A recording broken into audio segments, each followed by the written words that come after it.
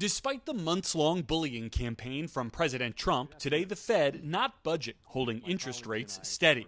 In support of our goals, today the Federal Open Market Committee decided to leave our policy interest rate unchanged. For months, President Trump has pressured Fed Chair Jerome Powell, whom he appointed, calling him a, quote, numbskull and a dumb guy.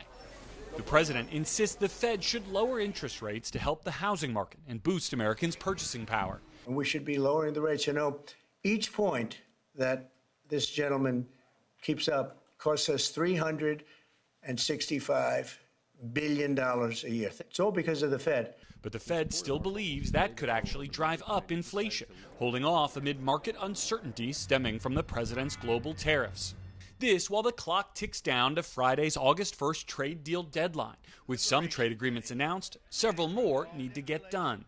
If there's not a deal by August 1, I would encourage market participants, corporate America, even the countries, not to panic, because you can still do a deal. Today, the president targeting India, declaring its exports would be hit with a 25% tariff.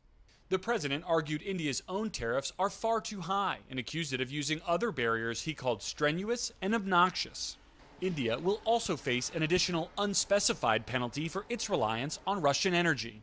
While critics have warned tariffs will weaken the U.S. economy, the White House welcomed some strong economic news. The economy grew 3%, higher than predicted in the second quarter.